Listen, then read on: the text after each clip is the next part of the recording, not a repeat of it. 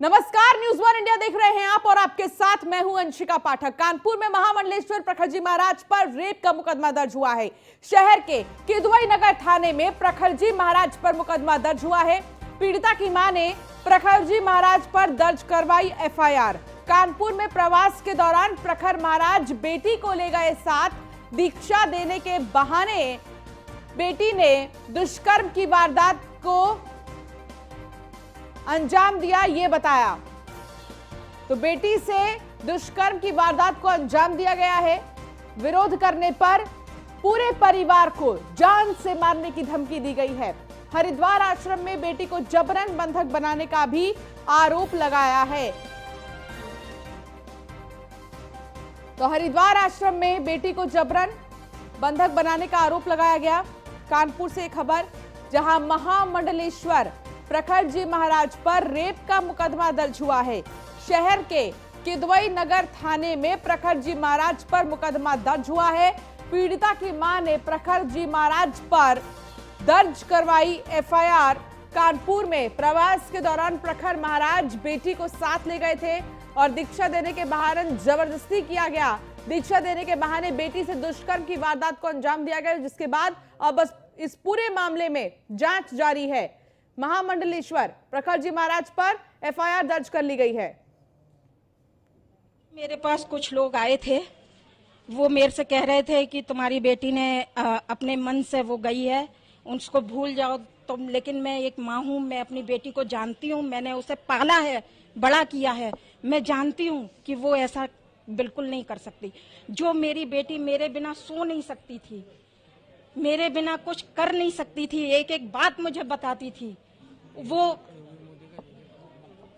इस तरह से मुझे नहीं लगता कि वो ऐसा मेरे साथ कर सकती है। वो तो सीधे पूरा उसका ये है कि वो प्रखर महाराज के उसी में जो उन्होंने तंत्र मंत्र जादू टोना, उसका एक तरह से उन्होंने दिमाग कैप्चर कर रखा है। जितना वो बोलते हैं उतना ही वो बोलती है। बेटी सन्यासी बन गई क्योंकि बहुत सी देश की लड़कियां हैं परिवार जी, वो सन्यासी इसलिए बनाती है अपना कार्य सिद्ध करने के लिए बच्चों को, और वो लड़कियों को ही ज्यादातर टारगेट करते हैं।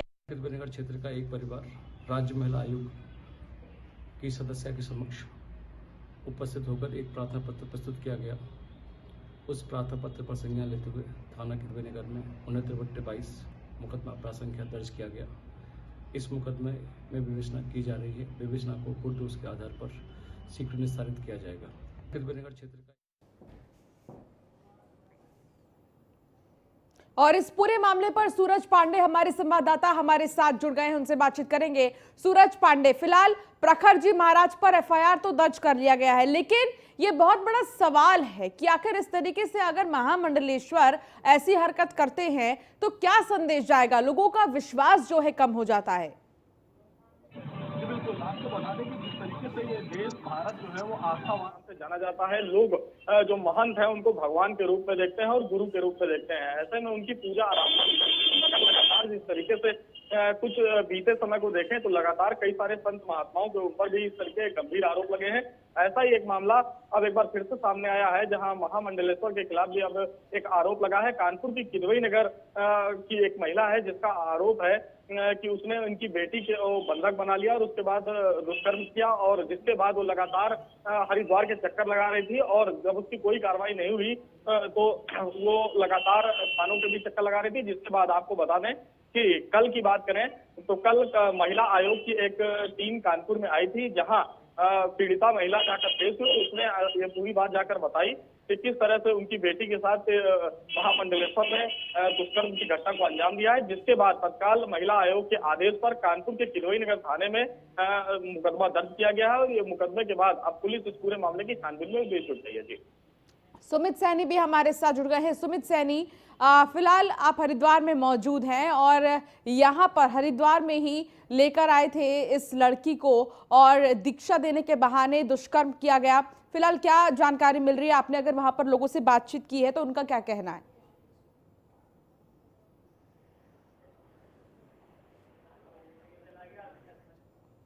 सुमित, क्या आप तक मेरी आवाज पहुंच रही है? बिल्कुल मेरे को आवाज मिल रही है आपकी?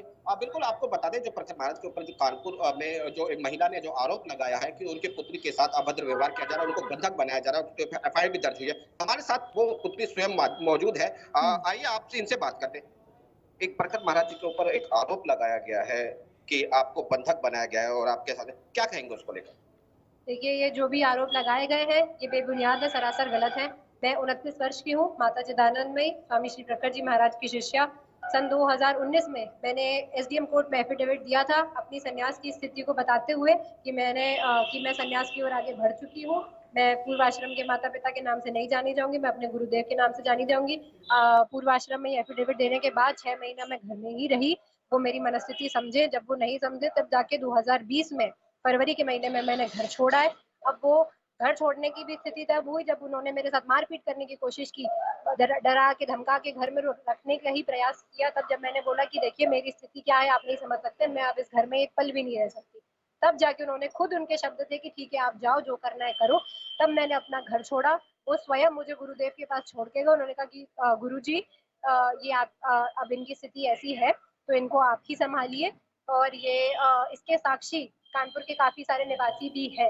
तो ये जिस प्रकार से कहना चाह रहे कि मुझे बंधक बनाकर जबरदस्ती रखा गया, और बंधक की तो बात ही नहीं हो सकती, क्योंकि कुंभ मेले में आप सबने देखा है मैं स्वतंत्र रूप से कैसे ठीक है हरिद्वार सुमित, कुंभ मेले में काम किया। चलिए ठीक है सुमित, बहुत शुक्रिया इस तमाम बातचीत के लिए, और आपका भी बहुत शुक्रिया। कानपुर से हमारे संवाददाता जुड़े थे। तो जिस तरीके से तमाम जो आरोप लग रहे हैं उस पर क्या कुछ कहना है वहाँ के लोगों का, वहाँ के जो आश्रम में रहते हैं लोग, आप सुन रहे थे। वहीं कन्नौज पहुंचे सपा अध्यक्ष अखिलेश यादव। एमएलसी चुनाव को लेकर रणनीति बनाएंगे अखिलेश। एमएलसी चुनाव को लेकर पदाधिकारियों के साथ बैठक करेंगे। बैठक के लिए पदाधिकारियों का पहुंचना शुरू हो गया है। कन्नौज पहुंचे सपा के अध्यक्ष अखिलेश यादव। एमएलसी चुनाव को लेकर रणनीति बनाएंगे अखिलेश, और आपको बता दें कि इसमें तमाम बातचीत होंगी, लोगों के बीच नेता रहेंगे मौजूद। एमएलसी चुनाव को लेकर चर्चा होगी। फिलहाल मौजूदा समय में समाजवादी पार्टी के पास अच्छी खासी सीटें हैं, और ऐसे में चुनौती है समाजवादी पार्टी के लिए ये कि अपनी सीट्स को बरकरार रखें वो। हालांकि एमएलसी चुनाव को लेकर रणनीति बनाएंगे अखिलेश यादव इस मीटिंग में। तो एमएलसी चुनाव को लेकर पदाधिकारियों के साथ बैठक करेंगे अखिलेश यादव।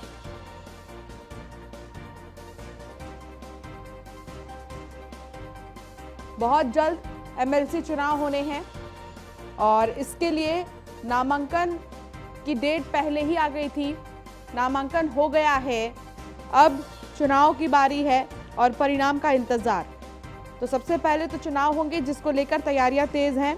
एमएलसी चुनाव को लेकर अखिलेश यादव की तैयारी जोरों पर है। तो अपने अपने प्रत्याशियों को मैदान में उतार दिया है भारतीय जनता पार्टी ने और अखिलेश यादव ने। लेकिन आपको बता दें कि एमएलसी चुनाव बेहद इम्पोर्टेंट है। किसी भी विधेयक को पास करने के लिए जरूरी होता है बहुमत, और ऐसे में मौजूदा समय में बहुमत समाजवादी पार्टी के पास है।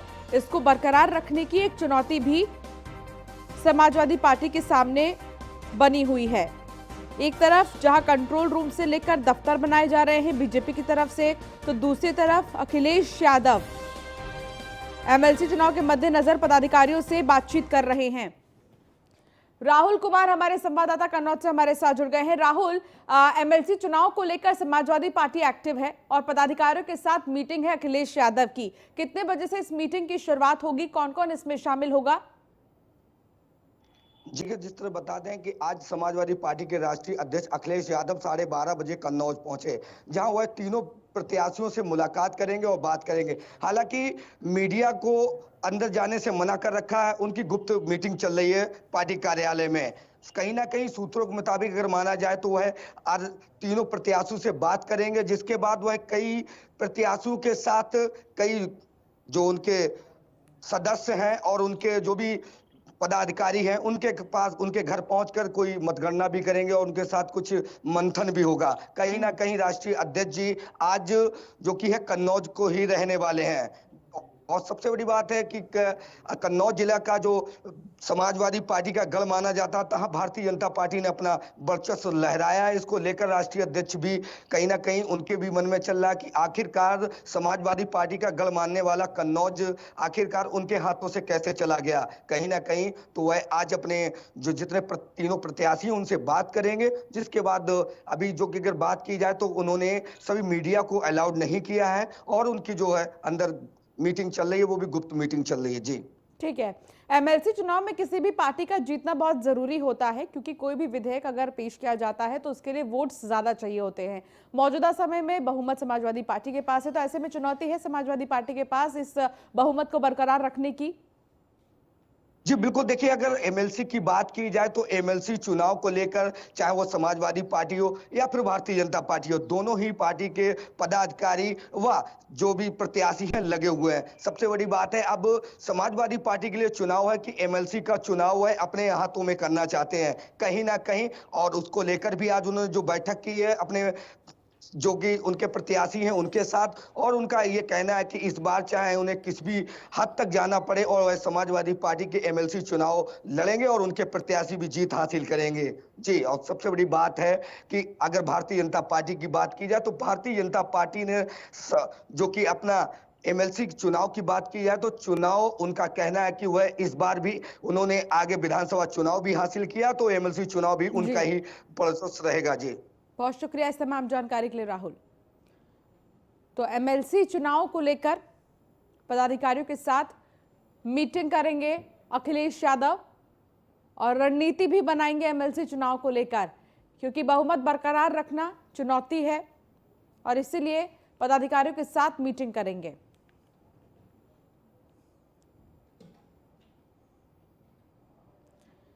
तो वहीं गाजियाबाद में सीए के फ्लैट पर ईडी की रेड, इंदिरापुरम के शिप्रा रिंगालिया हाइट्स में ईडी की रेड। फ्लैट में रहने वाले सीए ईडी टीम के आने से पहले ही फरार हो गए हैं। सीए के घर पर नहीं मिला कोई भी सदस्य। ईडी ने आपको बता दें कि सीए के घर का ताला तोड़ा और फिर वो घर में दाखिल हुई ईडी की टीम।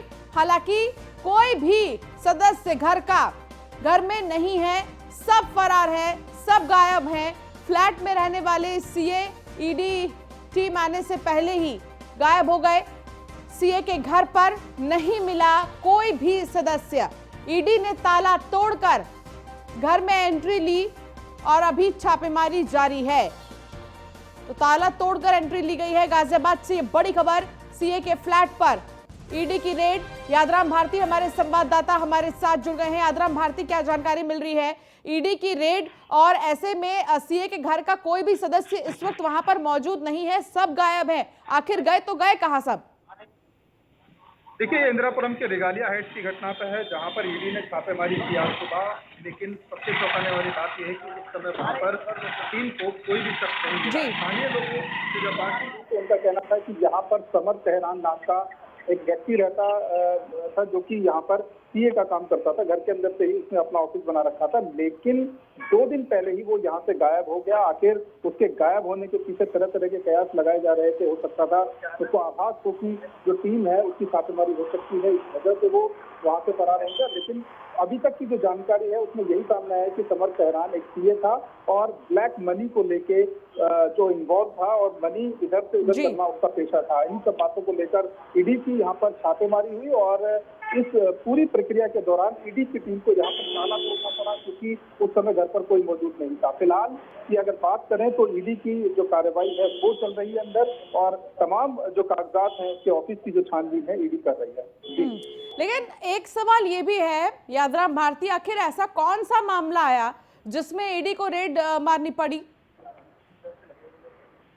देखिए, जैसे कि बताया जा रहा है कि जो समर तेहरान है वो ब्लैक मनी के वर्क में जुड़ा हुआ था और तमाम जो ब्लैक मनी से जो व्हाइट मनी करने का जो काम था उसका सबसे ज्यादा जो मुख्य काम था वो था, और जो सीए का काम था उसका सिर्फ एक मुखौटा था।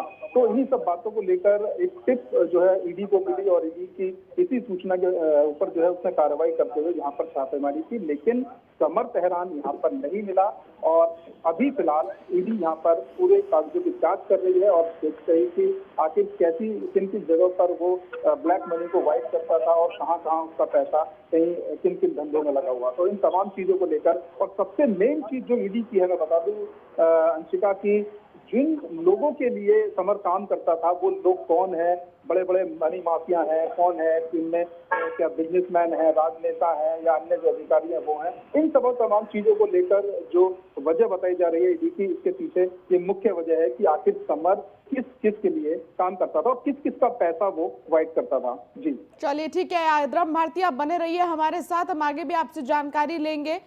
तो आपको बता दें कि गाजियाबाद से एक और बड़ी खबर, 36 जगहों पर सीजीएसटी की टीम की छापेमारी, राजीव शर्मा नाम के कारोबारी को गिरफ्तार किया गया है। टैक्स चोरी में 100 से भी ज्यादा बोगस फर्म पकड़ी गई है। फर्जी कंपनियां बनाकर 628 करोड़ के फर्जी बिल काटे हैं। 137 करोड़ रुपए का इनपुट क्रेडिट ले लिया। 100 से ज्यादा कंपनियां पकड़े जाने की आशंका भी है। गाजियाबाद से हमारे संवाददाता यादराम भारती लगातार हमारे साथ जुड़े हैं। यादराम भारती, इस पूरे मामले पर अभी तक छापेमारी में क्या कुछ पुलिस को मिला है, क्या कुछ टीम को मिला है जो छापेमारी करने गई थी? राजीव जी के ऊपर जो जीएसटी टीम है उसने नजर बनाई हुई थी। 36 जगह पर इस पूरे मामले को लेकर छापेमारी की गई और करीब 628 करोड़ की जो बिल है वो इसमें 100 से भी ज्यादा जो बोगस कंपनियां हैं वो सामने आई है। फिलहाल की अगर बात करें तो करीब 137 करोड़ रुपए की जो चोरी है, टैक्स चोरी है, वो अभी तक सामने आई है। लेकिन ये संख्या और ये जो मनी है ये और ज्यादा बढ़ सकती है, क्योंकि जिस तरीके से बोगस फर्मों के जरिए टैक्स चोरी किया जा रहा था, माना जा रहा है कि पूरे हिंदुस्तान में एक नेटवर्क था, एक नेक्सस था, जिसकी वजह से जो राजीव शर्मा जो है वो पूरा का पूरा नेक्सस टेक ओवर करता था। और सबसे बड़ी बात की फिलहाल जो राजीव है उसको जीएसटी टीम ने गिरफ्तार कर लिया है और जीएसटी टीम की चुनौती ये है कि राजीव शर्मा किन लोगों के साथ काम करता था, आखिर कौन ऐसे लोग थे जो इन कंपनियों में बिल बनाते थे, ई वे बिल, जीएसटी बिल, तमाम ऐसे फर्जी बिल थे जिनके जरिए चोरी की जाती थी। मैं आपको बता दूं कि सबसे खास बात, जीएसटी टीम की जो नजर थी वो राजीव पर पहले से ही थी और लगातार एक स्कूटनी ऑनलाइन चलती है और इस पूरे खेल का खुलासा उस समय हुआ जब इनपुट क्रेडिट यानी कि जीएसटी का इनपुट क्रेडिट लेने के लिए उन्होंने क्लेम किया और क्लेम करने के बाद जब चीजें देखी और फर्मों की जांच की गई तो पाया गया कि ये बोगस फर्में हैं। पिछले काफी समय की जीएसटी की मेहनत है और इसी सब चीजों को लेकर 36 जगह जीएसटी टीम ने छापेमारी की, जिसके बाद राजीव शर्मा को गिरफ्तार किया गया। जी चलिए ठीक है, बहुत शुक्रिया यादराम भारती इस तमाम जानकारी के लिए। यूपी के 4 जिलों के डीएम जल्द बदलेंगे। लखनऊ, वाराणसी, इटावा और अलीगढ़ के डीएम बदलेंगे। 2006 बैच के आईएएस अफसरों के पास 4 बड़े जिलों की कमान 2006 बैच के आईएएस है। इन चारों जिलों के डीएम 16 अप्रैल से पहले बदल दिए जाएंगे। चारों जिलाधिकारियों को आपको बता दें प्रमोशन मिलेगा। शासन में सचिव या फिर कमिश्नर का चार्ज मिलेगा। लखनऊ के डीएम अभिषेक प्रकाश 2006 बैच के आईएएस हैं। वाराणसी के डीएम कौशल राज शर्मा का प्रमोशन हो चुका है। इटावा डीएम श्रुति सिंह का भी प्रमोशन हो चुका है। बता दें कि कुछ दिन पहले ही इटावा डीएम की शिकायत बीजेपी सांसद ने की थी। फरवरी में ही 2006 बैच के आईएएस अफसरों का प्रमोशन हो चुका है। यूपी में आदर्श आचार संहिता के चलते नहीं मिली थी नई तैनाती। इन चारों जिलों के अलावा दर्जन भर जिले के जिलाधिकारी भी बदलेंगे। एसके वाजपेयी हमारे संवाददाता हमारे साथ जुड़ गए हैं। एसके वाजपेयी, बहुत खुशी की बात है कि जो 4 जिले हैं उनके डीएम का प्रमोशन हो गया है। कब से अपनी नई जिम्मेदारी ये संभालेंगे, क्या जानकारी मिल रही है इसको लेकर? बिल्कुल, मैं बता दूं कि जिस तरीके से जो 2006 बैच के आईएएस हैं उनका प्रमोशन हो चुका है, मतलब वो जिलाधिकारी की पोस्ट से प्रमोट होकर कमिश्नर लेवल पर जा चुके हैं, जिसमें 2 पद दिए जा सकते हैं। या तो उनको किसी मंडल का कमिश्नर बनाया जा सकता है या फिर उनको शासन सचिव स्तर पर तैनाती दी जा सकती है। हालांकि ये जो प्रमोशन है वो फरवरी 2022 में हो गया था, क्योंकि उत्तर प्रदेश में आदर्श आचार संहिता लागू थी, जिस वजह से उनको तैनाती नहीं दी जा सकी, जिसमें लखनऊ डीएम है, वाराणसी डीएम है और साथ ही साथ अलीगढ़ और इटावा के डीएम शामिल हैं, जिनका प्रमोशन हो चुका है और प्रमोशन के बाद उनको तैनाती देनी है। जहां तक तिथि का सवाल है, 16 तारीख वो अंतिम तिथि है जब तक उनको नए प्रमोट पद पर ज्वाइन करना है। तो बिल्कुल साफ है कि आने वाली 16 तारीख से पहले ही उनको किसी मंडल में कमिश्नर या विशेष सचिव के स्तर पर तैनाती दी जा सकती है। और साथ ही साथ जब ये 4 जिलाधिकारी हटेंगे तो करीब 1 दर्जन जिलों के जिलाधिकारियों का स्थानांतरण होगा, जिसको लेकर शासन में लगातार मंथन चल रहा है। जी बिल्कुल एसके वाजपेयी, हालांकि कहा जा रहा है कि इन 4 जिले के अलावा और भी ऐसे कई जिले हैं, दर्जन भर जिले, जहां के अधिकारियों का प्रमोशन होगा। कौन से वो जिले हो सकते हैं, लखनऊ, वाराणसी, इन सब के अलावा? बिल्कुल, अगर हम बात करें तो अभी औरैया, उसके अलावा सोनभद्र जैसे 2 जिलों पर कार्रवाई हुई है। हालांकि कार्यवाहक के तौर पर उत्तर प्रदेश सरकार की तरफ से वहां जिलाधिकारियों की तैनाती की गई है। 2 जिले वो हैं, उसके अलावा 4 जिले ये हैं जहां के जिलाधिकारी बदले जा रहे हैं और जिन जिलों से जिलाधिकारी बदल कर यहाँ लाए जाएंगे वहां पर भी नई तैनाती होगी। तो निश्चित है कि इन सारी चीजों को लेकर लगातार शासन में मंथन चल रहा है। इसमें अगर हम बात करें तो चाहे औरैया हो या उसके अलावा अगर हम देखें तो इटावा है, जिसके जिलाधिकारी की शिकायत भी बीजेपी सांसद की तरफ से की जा चुकी है। तो इन सारी चीजों को लेकर, उसके अलावा अलीगढ़ है, अलीगढ़ के अलावा वाराणसी जो कि पीएम मोदी का संसदीय क्षेत्र है, इन सारी चीजों को लेकर लगातार मंथन शासन स्तर पर चल रहा है और जल्द ही इसकी नई तैनाती हमको देखने को मिलेगी। एसके वाजपेयी, बहुत शुक्रिया इस तमाम जानकारी के लिए। झांसी में जीडीए ने पंचवटी कॉलोनी में अवैध रूप से बन रही 2 अर्धनिर्मित कॉलोनियों पर बुलडोजर चलवाया है। अवैध रूप से बन रहे मकान को गिराया है। जेडीए उपाध्यक्ष सर्वेश कुमार ने बताया कि अवैध निर्माणों और भूमाफियाओं के खिलाफ कार्रवाई जारी रहेगी। तो जेडीए उपाध्यक्ष सर्वेश सिंह का बयान आया है और उन्होंने कहा है कि अवैध निर्माण पर इसी तरह कार्रवाई जारी रहेगी। नगर पार्क की ज़मीन है जिसमें कॉलोनी अवैध डेवलप की गई है। एक कॉलोनी उस साइड में है, कब्रिस्तान के उस साइड में उसे गिरा दिया गया है और एक कॉलोनी अभी हम लोग ध्वस्त करा रहे हैं। ये अभियान हमारा डेली चलेगा। हमने एक प्रोग्राम बना लिया है और डेली हम ध्वस्तीकरण कार्रवाई करेंगे। तो अवैध निर्माण या अवैध कॉलोनी का डेवलपमेंट अब बिल्कुल नहीं होने दिया जाएगा। अब कार्रवाई शुरू हो गई है। वसूली मामले में assistant commissioner sale tax Ashutosh Mishra गिरफ्तार किए गए हैं। मुंबई पुलिस की इंटेलिजेंस टीम ने गिरफ्तार किया है। असिस्टेंट कमिश्नर को मुंबई पुलिस ने कोर्ट में पेश किया। मुंबई में असिस्टेंट कमिश्नर और उसके साले के खिलाफ दर्ज है मुकदमा। असिस्टेंट कमिश्नर का साला मुंबई पुलिस में डीसीपी था। मुंबई पुलिस में तैनात डीसीपी पहले से चल रहा है फरार। बस्ती सदर कोतवाली के सेल टैक्स कार्यालय से गिरफ्तारी हुई है। अलीगढ़ में तैनात एक दारोगा पर उसकी पत्नी ने गंभीर आरोप लगाते हुए एसएसपी से न्याय की गुहार लगाई है। मंगलवार को महिला न्याय के लिए भटकती हुई एक मासूम बच्ची को गोद में लेकर एसएसपी कार्यालय पहुंची।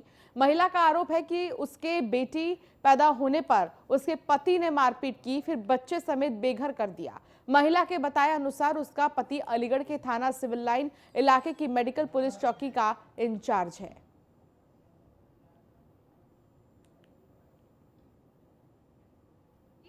29 दिसंबर 2019 में हुई थी, जो इस समय चौकी इंचार्ज नौशाद अली खान अलीगढ़ मेडिकल चौकी इंचार्ज है, उनके साथ मेरे पापा ने जो भी शादी में दान दहेज जो भी देना होता है वो सब दिया था। 40 लाख रुपए खर्च किए थे लगभग। लेकिन उन्होंने अब मेरी एक बेटी हो गई तो बेटी के चक्कर में ससुराल वालों ने मुझे मार पीट के घर से बाहर निकाल दिया। मैं ससुराल में थी और ससुराल में रहते हुए भी इन्होंने मेरे साथ में बहुत ज़्यादा बदतमीजियाँ और बहुत ज़्यादा मारपीट मेरे जेठ वगैरह ने और सब लोगों ने गाली गलौज गंदी देना स्टार्ट कर दिया था। उसके बाद जब मैं वहाँ पे रहती थी तो मैं अगर कहती थी कि अम्मी अपनी सास से कि अम्मी ये लोग मुझे इतना मारपीट करते हैं, तो मेरी सास कहती थी अगर इस घर में रहेगी तो इसी तरीके से। तो वही खबर चंदौली से है, जहां इन दिनों देखा जा रहा है यूपी में खाकी के खौफ में अपराधी हैं। 25,000 का इनामी बदमाश आशीष विश्वकर्मा ने सरेंडर कर दिया है। थाना अलीनगर में माफी मांगते हुए सरेंडर किया है। गले में तख्ती लटकाए पहुंचा थाना बदमाश। कई मामलों में कई दिनों से फरार चल रहा था, लेकिन अब इसने सरेंडर कर लिया है और तख्ती लेकर ये थाना पहुंचा और कहा कि मैं सरेंडर करता हूं। तो यूपी में खाकी का खौफ आप देख सकते हैं। पिछले कुछ दिनों भी ऐसी खबरें सामने आई थी जिसमें बदमाश सरेंडर कर रहे हैं और ये सिलसिला अभी थमा नहीं है। लगातार जारी है। आज दिनांक 5/4/2022 को एक सातर इनामिया 25,000 का अपराधी आशीष विश्वकर्मा निवासी परसिया थाना आदलहाट मिर्जापुर आत्मसमर्पण कर दिया। थाना अलीनगर में